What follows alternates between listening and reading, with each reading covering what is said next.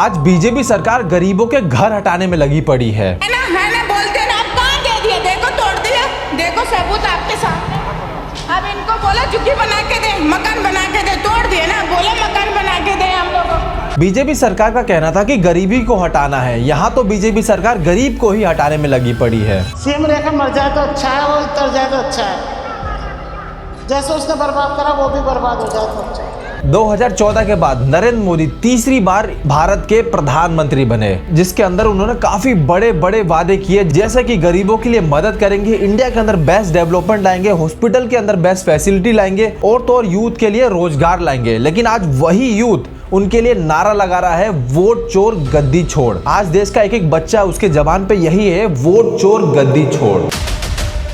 आज ऐसा अचानक से क्या हुआ कि हमारी यूथ को यह नारा लगाना पड़ रहा है और समझते हैं मोदी जी के वो वादे जो आज तक उन्होंने कंप्लीट किए ही नहीं। पूरी वीडियो एंटायर देखना, एक एक चीज समझाऊंगा आपको कि क्या वादे 2014 के अंदर किए गए थे और आज क्या आपको मिला है। चलो वीडियो स्टार्ट करते हैं। बीजेपी के अंदर नरेंद्र मोदी 2014 के अंदर पहली बार भारत का इलेक्शन जीते थे। मैं नरेंद्र दामोदर दास मोदी। लेकिन उसके बाद लगातार बीजेपी को सपोर्ट करने के कारण वो तीसरी बार भारत के प्रधानमंत्री बने, जिसके अंदर उन्होंने काफी ज्यादा ऐसे वादे किए जो आज तक पूरे नहीं हो पाए, जैसे कि गरीबी हटाना, एम्प्लॉयमेंट लाना, स्मॉल बिजनेस को बड़ा करना, टैक्सेशन को कम करना और पेट्रोल जैसे बड़े मुद्दों को लेकर उसके अंदर बचत करवाना। एक समय था जब वो कहता था कि डॉलर का रेट क्या है, आज वही समय कहता है कि डॉलर का रेट 80 रुपए से ज्यादा हो चुका है। एक स्टेटमेंट था मोदी जी का कि डॉलर का रेट मैं कम करके दिखाऊंगा। लेकिन आज तीसरी बार प्रधानमंत्री बनने के बावजूद ऐसा क्या हुआ कि आज तक रुपए का रेट डॉलर के जितना बराबर भी नहीं हो पाया। और ऐसा कभी भी नहीं हो सकता कि $1 का रेट $1 के बराबर हो जाए या फिर उसके आसपास भी आ जाए।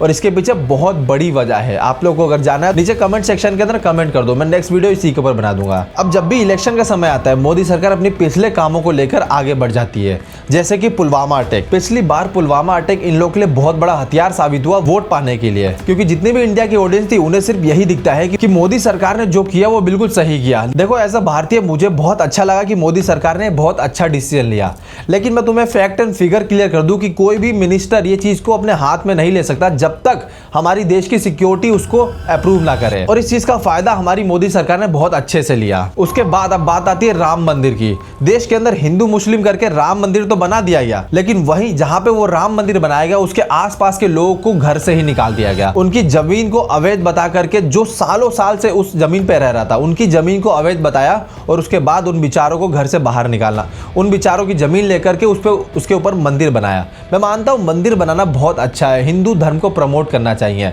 लेकिन उन लोगों का क्या, जिन लोगों की वो पुश्तैनी जमीन थी, उसके आसपास कई किलोमीटर तक ऐसा हाल कर दिया गया, गरीबों का एक गरीब खाना भी ना दिखे। पूरे एरिया के अंदर गरीबों को हटा करके अलग कर दिया गया। आज भी आप उन लोगों से सवाल कर सकते हो क्या उनके लिए ये बिल्कुल सही किया गया, क्योंकि रोजगार तो उन्हें मिला नहीं, सिर्फ उन्हें मिला तो एक मंदिर। मैं मानता हूं मंदिर से बहुत ज्यादा रोजगार आ सकता है, लेकिन ये तब तक हो सकता है जब तक सरकार ना चाहे, और सरकार को पड़ी थी तो सिर्फ मंदिर बना के अपनी वोट पाने की। और इसी चीज का मोदी सरकार ने बहुत अच्छे से इस्तेमाल किया, जिसके बाद उन्होंने फिर से एक बार इलेक्शन जीता। अब बात आती है तीसरे इलेक्शन की, जिसके अंदर उन्हें बहुत अच्छे से पता था कि हिंदू मुस्लिम करके वोट पाया जा सकता है। देखो मैं किसी भी धर्म के अगेंस्ट में नहीं हूं, लेकिन फिर भी आपको एक पॉइंट क्लियर कर दूं कि जब भी हमारी देश की सरकार को वोट की जरूरत पड़ती है वो सिर्फ हिंदू मुस्लिम करती है। और अगर आपको इसके ऊपर यकीन नहीं तो मेरी ये वाली क्लिप देख लो। भाइयों बहनों, गांव में अगर कब्रिस्तान बनता है तो गांव में स्मशान भी बनना चाहिए। अगर रमजान में बिजली मिलती है तो दिवाली में भी बिजली मिलनी चाहिए। सरकार ने हर रेलवे स्टेशन से नाम हटा करके हिंदू नाम करा। मैं मानता हूं बहुत अच्छा किया, लेकिन इसी जगह उन वादों का क्या जो गवर्नमेंट ने किया था, जैसे कि एसएससी जैसे बड़े मुद्दों के अंदर, जिसके अंदर पेपर लीक होता रहता है अक्सर, गवर्नमेंट का कोई ओपिनियन नहीं रहता। एम्प्लॉयमेंट जैसी बड़े मुद्दों के ऊपर जिसके अंदर गवर्नमेंट का कभी जवाब नहीं आता। आज भी बिहार के अंदर ऐसे कई सारे टीचर हैं जिनको लिखना तक नहीं आता, लेकिन फिर भी वो बिहार के अंदर बच्चों को पढ़ाते हैं, वो भी ऐसा सरकारी नौकरी के अंदर में। मैं सिर्फ बिहार की बात नहीं कर रहा, यूपी के अंदर भी जाके देख लो। आज भी यूपी का ऐसा हाल है, कई सारे ऐसे जगह जहाँ पे बच्चों के लिए टॉयलेट नहीं है, लड़कियां शौचालय के लिए अपने घर जाते हैं या फिर बाहर, और सरकार को फिर भी कोई आपत्ति नहीं है। हरियाणा जैसे स्टेट के अंदर सरकार ने अपने एजुकेशन एजुकेशन सिस्टम को ही बंद कर दिया। सरकारी कॉलेज से नाम हटाकर के आप प्राइवेट कॉलेज में पढ़वाओगे तो आपको पैसे मिलेंगे। ये सरकार का स्ट्रेटेजी है। दिल्ली जैसे स्टेट के अंदर जिस गरीब को आपने वोटर आईडी कार्ड दिया, जिस एड्रेस पे आपने बिजली दिया, जिस एड्रेस पे आपने उनका आधार कार्ड खुलवाया, उसी एड्रेस को परमानेंट उड़ा दिया, यानी कि बुलडोजर चलाना। अब समझ सकते हो, इसी से आप, ये सरकार गरीबी नहीं हटा रही, ये गरीब को ही हटाने में लगी पड़ी है। मुझे पता है इस वीडियो के बाद बहुत सारे मोदी के अंधभक्त मुझे देख करके गंदी गंदी कमेंट करेंगे, लेकिन मुझे फिर भी कोई फर्क नहीं पड़ता, क्योंकि उन जैसे अनएजुकेटेड लोगों का यही काम है। बाकी अगर मेरी बात में दम लगा हो तो आप लोग यही सवाल सरकार से पूछना कि 2014 के अंदर जो उन्होंने डिमांड किया था, क्या आज उन्होंने पूरा किया या फिर नहीं।